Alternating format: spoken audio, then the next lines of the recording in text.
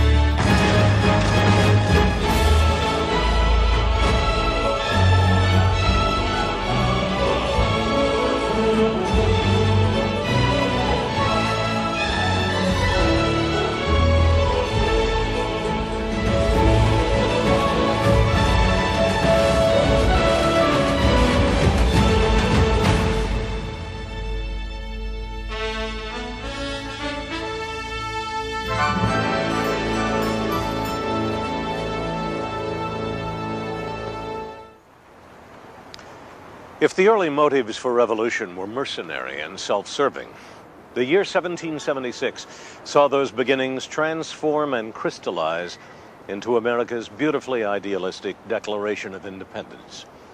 But that year would also see the Americans plunged into a war of desperation, as Britain unleashed on her colonies the full measure of her military might.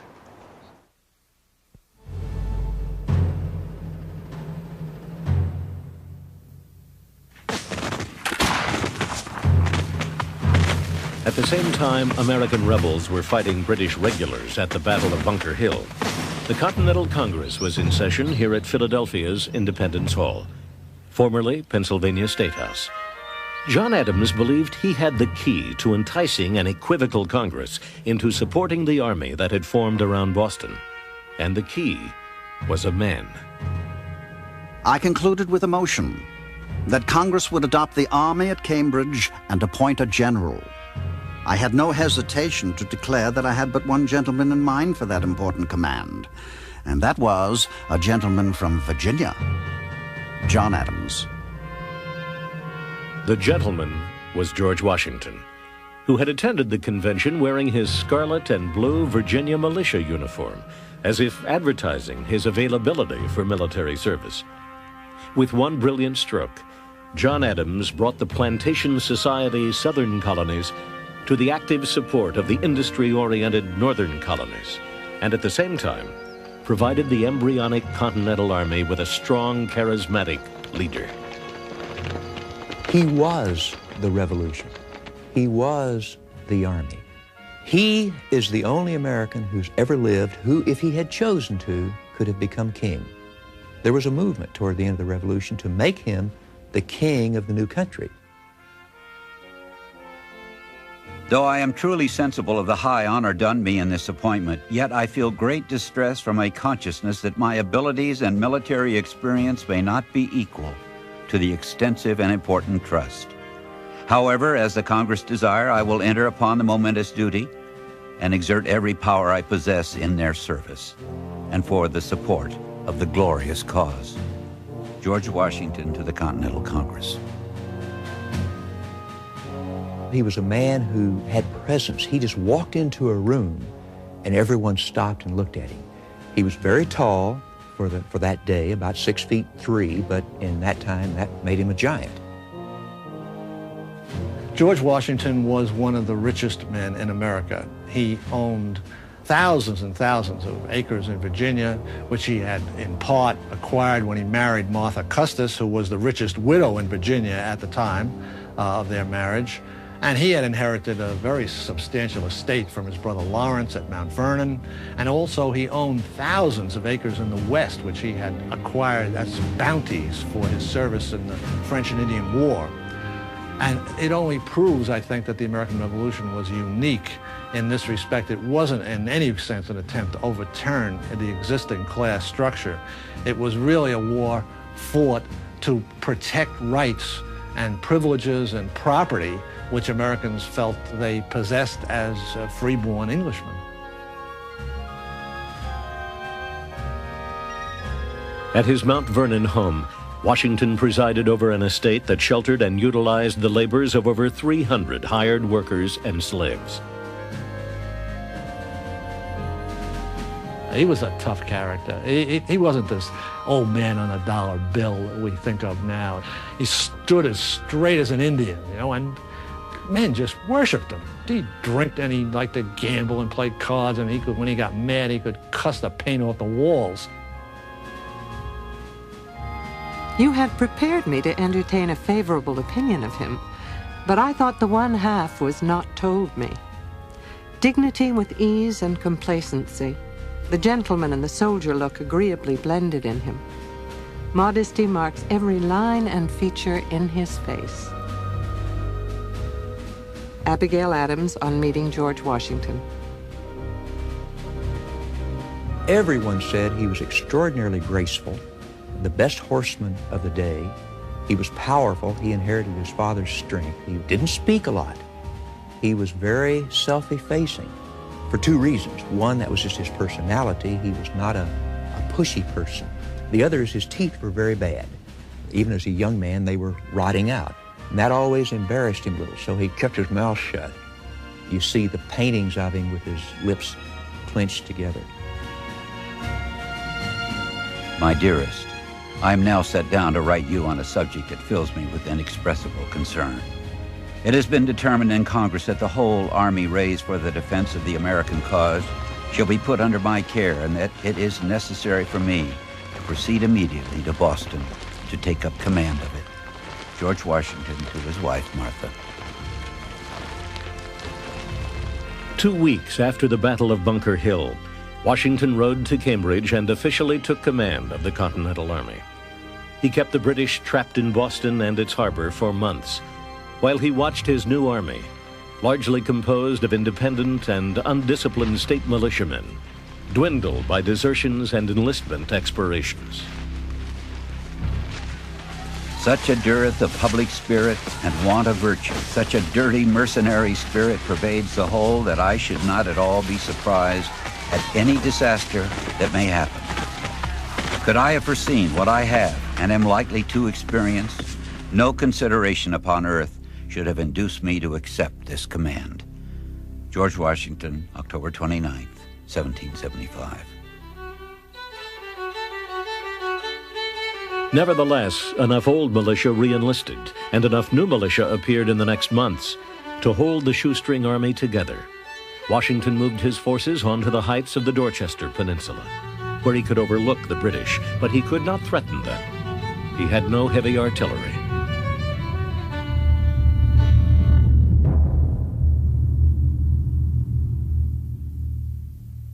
You can't begin to imagine the first 3 years of the war, 1775, 76, 77, without thinking of the two great heroes, the two men who between them kept that war alive, George Washington and Benedict Arnold. Both were great warriors, both were magnificent motivators of soldiers, both had physical courage on the battlefield, both did great things. Benedict Arnold is one of the great enigmas in American history. The reason his treason was so traumatic is because he was such a great hero. In May of 1775, Benedict Arnold, a successful Connecticut merchant whose name is now synonymous with traitor, had a plan that would supply the Patriots with the cannon and munitions they desperately needed. Far up the Hudson River, on the southern end of Lake Champlain, lay a dilapidated, undermanned British fort from the French and Indian War, known as Ticonderoga. Arnold persuaded the Massachusetts Committee of Safety to allow him to take up to 400 men to Ticonderoga, with the intent of capturing it and its scores of heavy cannon. On the way to do this, he discovered that Ethan Allen was going there on his own, so he went ahead, just himself and one person, and joined Ethan Allen. Ethan Allen was a frontier giant and vigilante who commanded the hills of Vermont with his Green Mountain Boys. Hartford, Connecticut citizens commissioned him and his cohorts as the perfect guerrilla force to take the fort. Arnold and Allen didn't get along at all. They fought. They didn't like each other personally. They disagreed over who was in charge, and it was confusing. To take Ticonderoga, as it turned out, was a piece of cake. The British defending it hadn't heard about the fighting in Lexington and Concord, so except for one guard, they were all asleep. By the time the alarm was spread, the Americans were inside the fort. They had, at bayonet point, all the British, and they surrendered it. No loss at all. The fort was now in American hands, but the transport of the cannon to Boston would require the vision and perseverance of a 280-pound Boston bookseller, Henry Knox. Although he had gained his knowledge of weapons entirely from books, Washington was enough impressed with his mind to make him commander of artillery. I have made 42 exceeding strong sleds and have provided 80 yokes of oxen to draw them. I hope in 16 or 17 days' time to present your excellency a noble train of artillery. Henry Knox to Washington. In a legendary feat, the fat bookseller dragged more than 50 cannon through wintry New England mountains to their destination in Boston. Now Washington had his big guns. Once Washington got his hands on these cannon from Fort Ticonderoga, he was ready to act. And in the dark of the night, he emplaced a substantial number of them on the Dorchester Peninsula.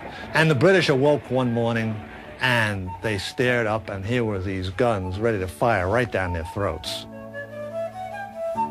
The rebels have done more in one night than my whole army could do in months. General William Howe, upon viewing Dorchester Heights. In mid-March 1776, less than 2 weeks after the guns of Ticonderoga appeared atop Dorchester Heights, the British set sail for Halifax, Nova Scotia, taking 1,000 Boston loyalists with them. And the Americans then celebrated this as a stupendous victory, which it wasn't. It was a completely illusory victory. They didn't kill a single British soldier. They did get Boston back, but the whole British army had gotten away to fight another day, and they did indeed come back and fight another day as a great, great big British army.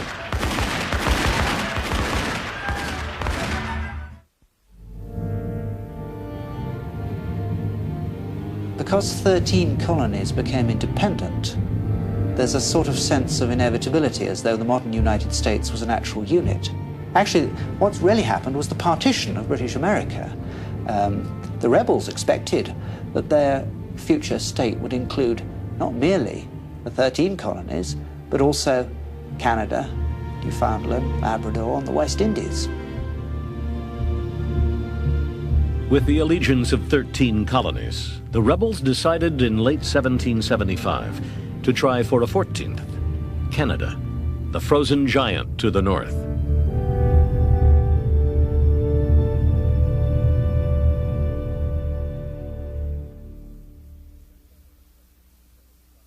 In September of 1775, General George Washington commissioned one of the heroes of Ticonderoga, Benedict Arnold, to travel to Canada through Maine with 1,100 troops and take the fortress city of Quebec.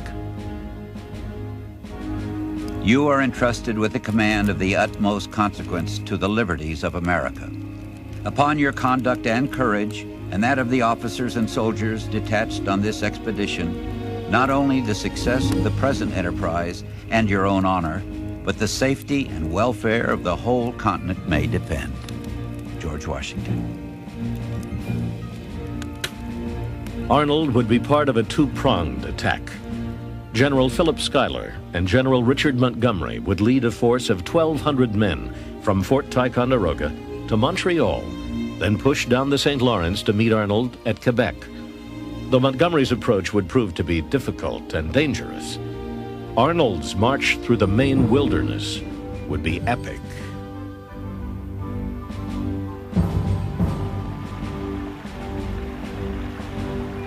They sailed to the mouth of Maine's Kennebec River from a port near Boston. This was the true start of the 385-mile wilderness trek to Quebec. Arnold's march to Quebec is truly one of those great dramas of the Revolution. It has to go down in history as one of the great feats of leadership on one hand, and the overcoming of tremendous obstacles and the willingness to accept great privation and pain, even starvation on the part of the people who went along with him.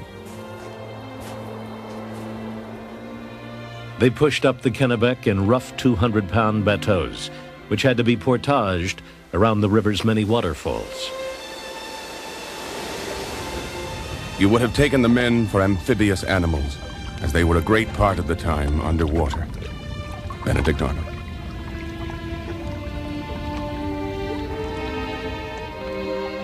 Breaking trail for Arnold was Daniel Morgan, portrayed here as an old man.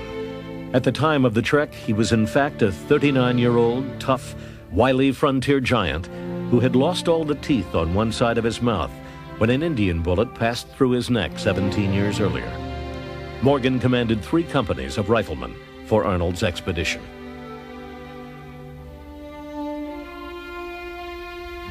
By the end of October, the northern winter was upon them, and their supplies had run out.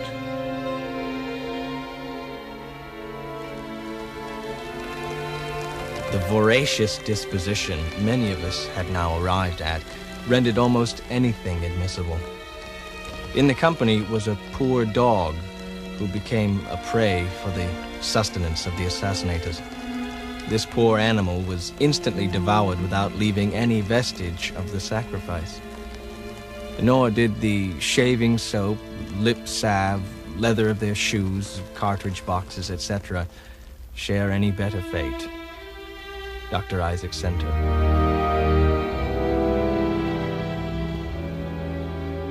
Half of them or more didn't make it. They died along the way of disease or starvation, or they gave up and went back. The others struggled on, past the headwaters of the Kennebec, toward Canada's Chaudière River.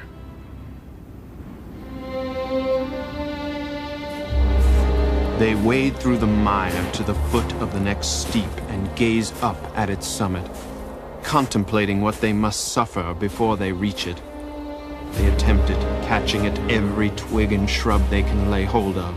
Their feet fly from them. They fall down to rise no more. Private George Morrison. But for Arnold's own personal leadership and his own endurance, they may not have made it. As this entire group was about to freeze to death, to die of exposure, he and a few hand-picked men raced on ahead, got into the French settlements on the Canadian side, got food, and returned it to the men. I have been deceived by every account of our route, which is longer and has been attended by 1,000 difficulties I never apprehended. But if crowned with success, I shall think it but trifling. Benedict Arnold. Revitalized by the food, Arnold and his men marched on to the imposing cliffs of Point Levy, across the St. Lawrence River from the city of Quebec.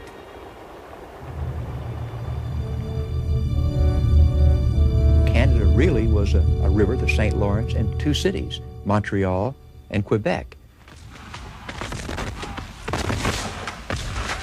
The second prong of the American attack on Canada had captured the smaller, less important city of Montreal. Ironically, this feat may have prevented Arnold from taking Quebec, the key to Canada. A day before he would have launched his attack with scarecrows, but still a stronger force than the British had, British troops escaping from Montreal, which had been captured, came into the citadel, and that made the garrison too strong for Arnold to take. That was the point at which the fate of modern Canada was settled. If the Americans had captured Quebec, it's most unlikely they would ever have been dislodged. Arnold bided his time. The second prong, now under Montgomery, reached Quebec 3 weeks later. The two commanders decided to wait for a blizzard and launch a sneak attack on the fortress city at night. They got their chance on New Year's Eve, 1775. Arnold would come from the north. Montgomery would approach from the south, around the precipice of Cape Diamond, where massive chunks of ice would cause his men to proceed in single file. Montgomery led the way. Men of New York, you will not fear to follow where your general leads. Come on, my brave boys, and Quebec is ours. General Richard Montgomery. A cannon, firing small lead balls called grape shot, ripped the darkness. Montgomery, two of his captains, a sergeant and a private, were killed on the spot. Confused and discouraged, his troops retreated. Arnold and his force of 600 passed through the palace gate into the winding streets of Quebec's lower town. They were surrounded by British musket fire. Arnold was hit. A musket ball lodged in his left leg.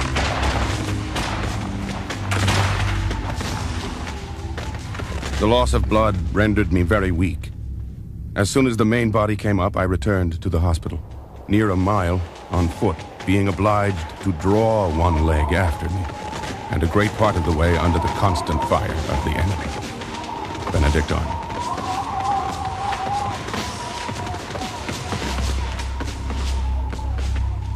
The command of the American forces now fell to Daniel Morgan.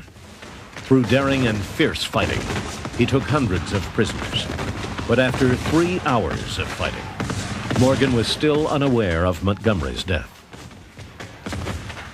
Finally, without Montgomery's troops, Morgan was forced to surrender. The battle for Quebec was over. From a hospital bed on the outskirts of the walled city, a dogged Benedict Arnold lay with pistols loaded and sword at his side. I have no thought of leaving this proud town until I first enter it in triumph. I am in the way of my duty and know no fear. Benedict Arnold. We came that close, the Americans came that close to making Canada the 14th colony. And if they had, it would have been Arnold's doing.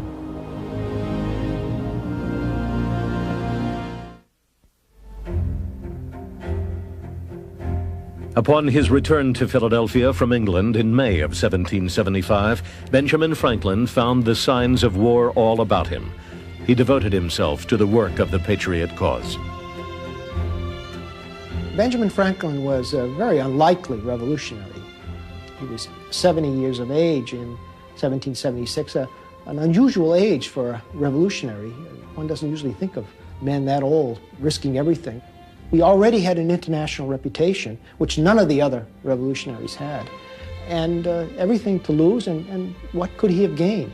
But he throws himself into it with the passion. His anger at the British government for humiliating him in 1774 led him to his patriot enthusiasm. At the same time, the rift between the old revolutionary and his loyalist son, William, continued to deepen. Franklin and his son, the governor, spent a whole night discussing the prospects of the revolution and emptying many bottles of Madeira in the process. It was Franklin's favorite drink.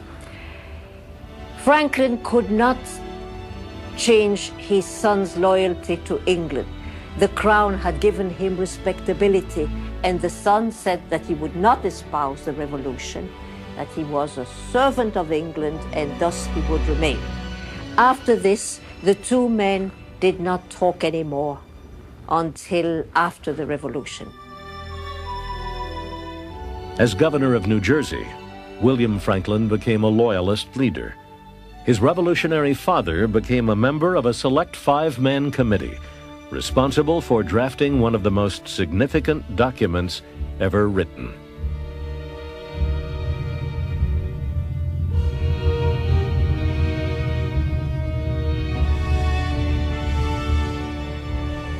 The Declaration of Independence is, without doubt, the most important document in the Revolution and perhaps in American history, because it sets forth the ideals under which the United States lives. It's the one thing that holds us together, the belief in that all men are created equal. Now, of course, all persons are created equal, and that all of us have certain inalienable rights. Those ideals, those aspirations, are the adhesive that hold us as a diverse people.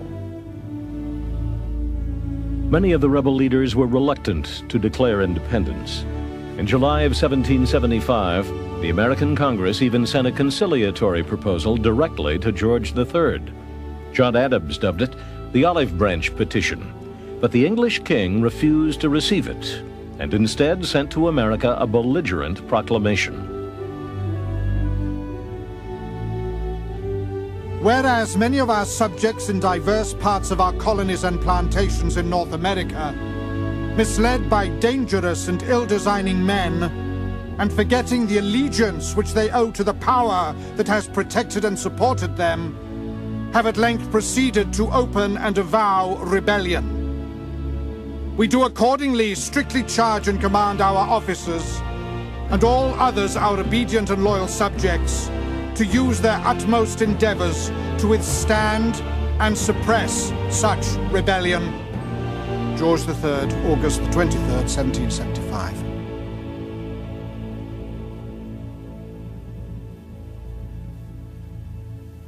The king was convinced, as most of his subjects were, that it was essential to retain control of the American colonies. And he proceeded to the bitter end to believe that, and bitterly opposed even the making of peace at the end. Indeed, there's the domino theory. If you let America go, everything else will fall. Canada will fall, the West Indian colonies will fall, and so on. Thomas Paine was an Englishman who had come to America through the sponsorship of Benjamin Franklin. Early in 1776, he wrote an enormously successful piece of propaganda called Common Sense, the first major public call for independence. In months, the 47-page pamphlet had sold 100,000 copies. O ye that love mankind, ye that oppose not only the tyranny, but the tyrant, stand forth. Every spot on the world is overrun with oppression. Freedom has been hunted round the globe. Oh, receive the fugitive and prepare in time an asylum for mankind. Thomas Paine, 1776. Forward-thinking Abigail Adams saw in the climate of change a rare opportunity for her own sex. I long to hear that you have declared an independency. And by the way, in the new code of laws, which I suppose it'll be necessary for you to make, I desire you would remember the ladies and be more generous and favorable to them than your ancestors. Do not put such unlimited power into the hands of the husbands. Remember, all men would be tyrants if they could be. If particular care and attention is not paid to the ladies, we are determined to foment a rebellion and will not hold ourselves bound by any laws in which we have no voice. Abigail Adams, letter to John Adams, March 31st, 1776. Finally, the Congress created a committee to put America's demands for independence into writing. A 33-year-old Virginian, Thomas Jefferson, accepted the task of authorship. In Williamsburg, weeks before his new assignment, Jefferson had written the preamble to Virginia's Constitution. He would use it to guide him in his current task. He rented the upstairs flat of this house in Philadelphia to do his work, and in the parlor, at a small desk, he wrote the Declaration of Independence. It was intended to be an expression of the American mind, and to give to that expression the proper tone and spirit called for by the occasion. Thomas Jefferson.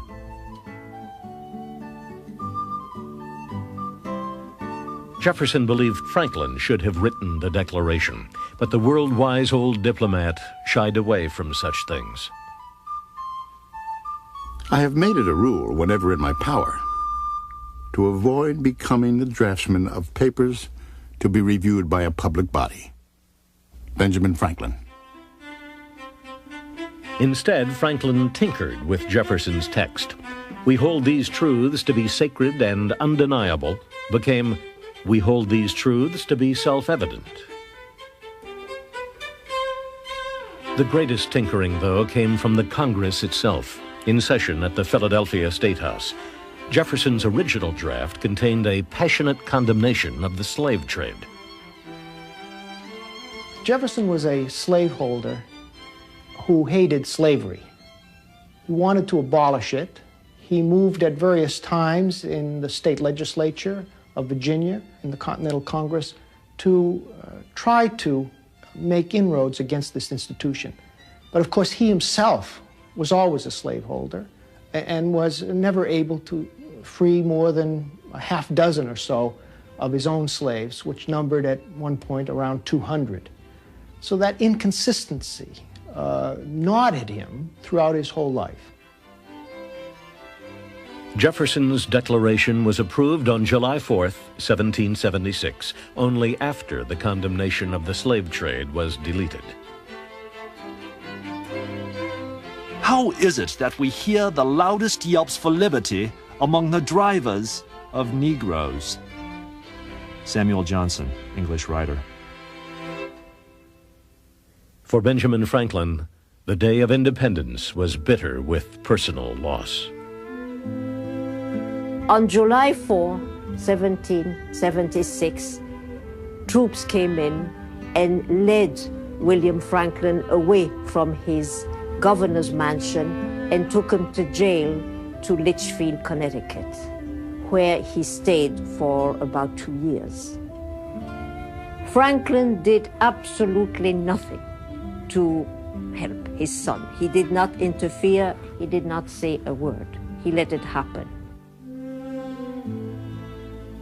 Although he believed the Declaration would be adopted 2 days earlier, John Adams was uncannily prophetic about its reception. The second day of July, 1776, will be the most memorable epocha in the history of America. I am apt to believe that it will be celebrated by succeeding generations as the great anniversary festival. It ought to be commemorated as the day of deliverance by solemn acts of devotion to God Almighty. It ought to be solemnized with pomp and parade, with shows, games, sports, guns, bells, bonfires, and illuminations. From one end of the continent to the other, from this time forward, forevermore. John Adams.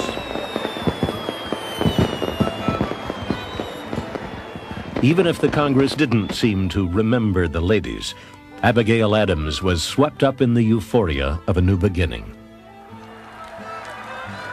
The bells rang, the cannon were discharged, and every face appeared joyful. After dinner, the king's arms were taken down from the State House, and every vestige of him from every place, and burned.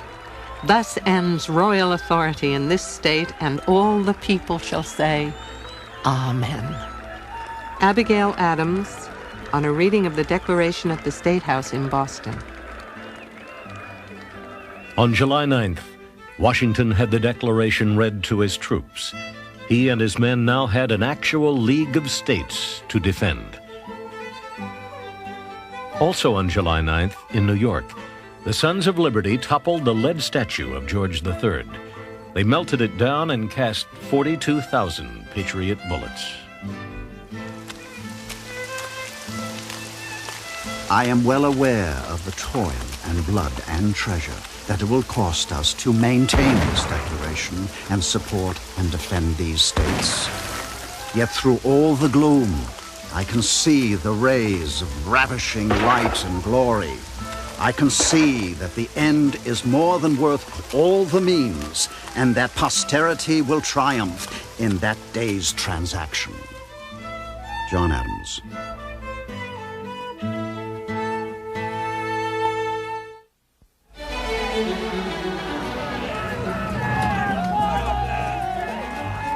After Washington and his cobbled-together army chased the British from Boston out of the 13 colonies to Halifax, Nova Scotia, Congress was elated. The self-appointed legislators saw the British as easily defeated foes. They were wrong.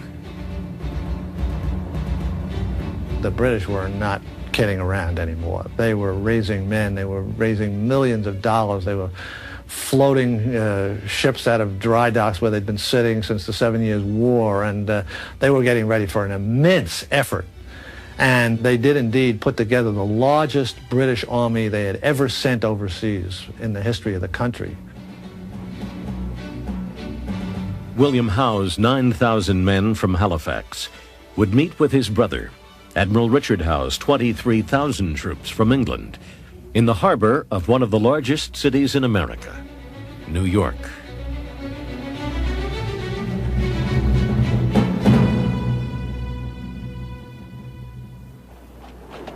New York of 1776 was a city of 25,000 people. The city itself was a very busy seaport and a very prosperous city.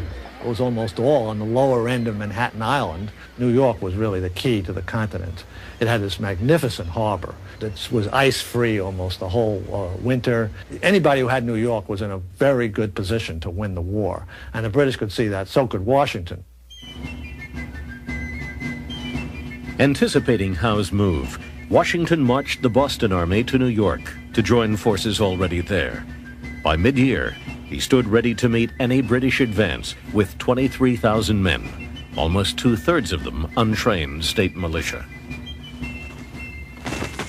The battles around New York really were a series of disasters for the Americans. It was just one defeat after another, retreat after another. And of course the militia proved to be totally undependable, and not only they wouldn't fight, but they went home in droves by the thousands. These guys just didn't feel the slightest need to stay. Nobody was going to shoot them or court-martial them or anything. They just picked up their guns and went home. When we see Washington in New York, we see him reaping the bitter fruits of the lies that the Americans told about Lexington and Concord. The idea that the simple farmers could leap from their fields and defeat these British regulars had more or less blocked Washington's proposal to the Continental Congress that he raise an army of 40,000 men for the duration of the war. No, no, no, the Continental Congress said to Washington. You can't have a big regular army. All you need is a relatively small regular army, and they can only serve for 1 year, because that's all a virtuous American can be expected to sign away his liberty for. Among those short-term recruits was lanky 15-year-old Joseph Plum Martin from Milford, Connecticut. But his 6-month enlistment would turn into 6 years, and he would see action in many of the major battles of the war. I have here an 1830 first printing of Joseph Plum Martin's book, which he called A Narrative of Some of the Adventures, Dangers, and Sufferings of a Revolutionary Soldier, written by himself. Martin, when he wrote the book, was a 70-year-old veteran of the whole of the Revolution. He is incredibly accurate. He's given us the only complete autobiography of a Continental soldier. Martin first snuffed a little gunpowder, as he phrased it, at the Battle of Long Island, when the British finally attacked and routed the Americans at Brooklyn Heights.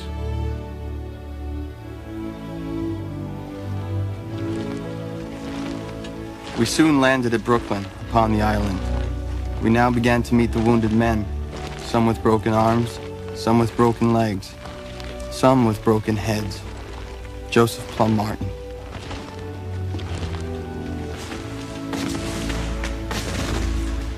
With Joseph Plum Martin's first battle also came his first taste of defeat.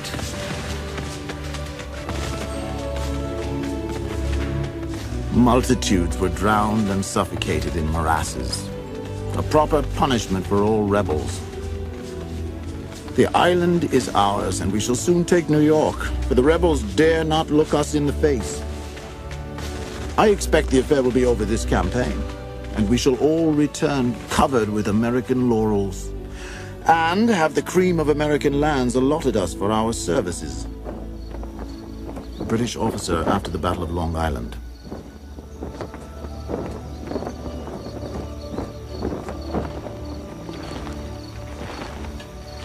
Unwisely, Washington had divided his army between Long Island and the island of Manhattan. With the British fleet in control of the harbor, nearly 10,000 of his troops now found themselves trapped on Long Island. The revolution survived when they made their escape thanks to the seafaring skill of John Glover and his Marbleheaders. Washington got them all down in boats run by a group of his soldiers who were from Marblehead, Massachusetts, who understood water and sea and shipping, and under cover of darkness got his entire army from Brooklyn back across to Manhattan. When the British woke up the next morning, they looked out and the American lines were empty. That was the loss of the first and greatest opportunity to destroy Washington and his army. Overpowered on the land and on the water, the Americans tried a secret weapon, David Bushnell's Turtle, the world's first submarine. It could submerge for a half hour, and Benjamin Franklin gave Bushnell the idea to illuminate the dials down in the darkness under the water with foxfire. So the guy had a compass down there and he had a general idea of where he was going. With a detachable time bomb at the tip of the submarine, Bushnell's pilot set out to destroy the British fleet. However, the attack was a complete failure, and a second attempt was never made.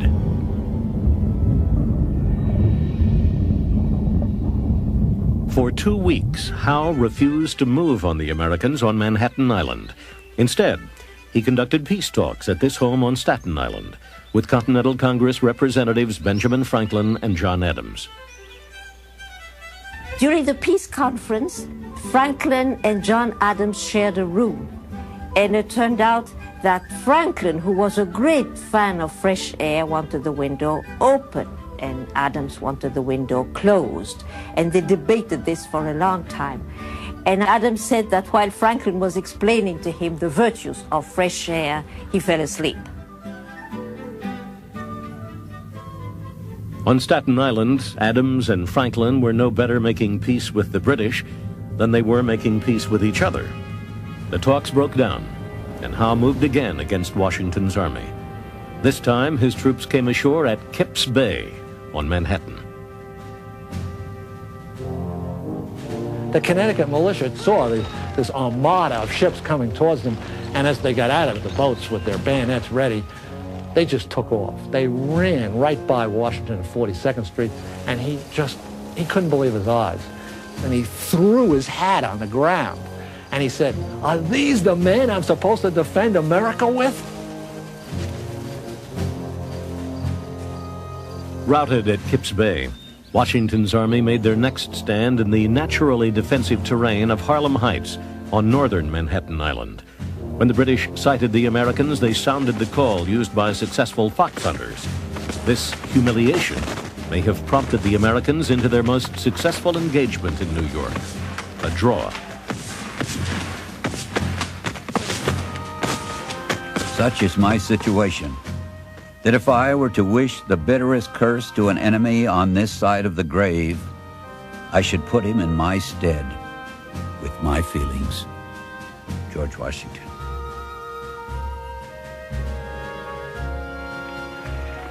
Howe finally chased Washington north out of New York City and up to the village of White Plains. Here at the end of October, Washington would meet the British again. But the real damage would take place at Forts Washington and Lee, twin encampments on the Hudson designed to keep the British from sailing up the broad, vital river. While he's up in White Plains, Howe draws almost all his army back to Fort Washington. and he executes this absolute masterpiece of an assault on Fort Washington.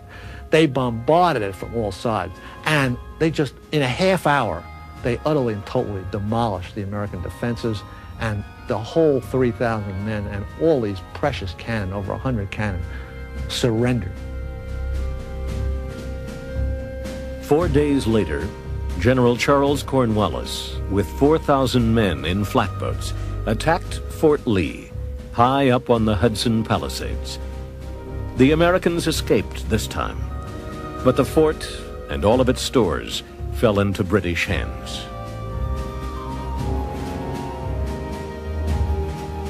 No man, I believe, ever had a greater choice of difficulties and less means to extricate himself from them.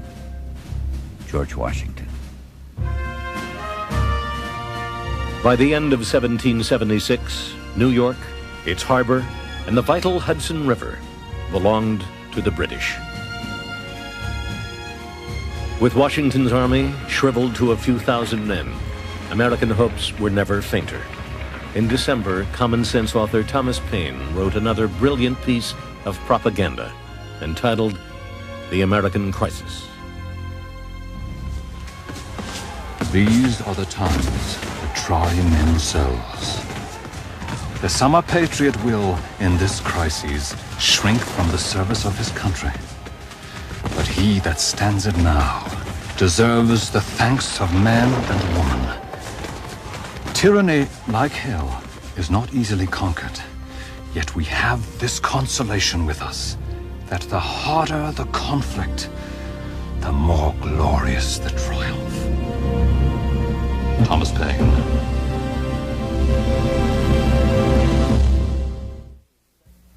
War in the 18th century has an almost leisurely feel by today's standards.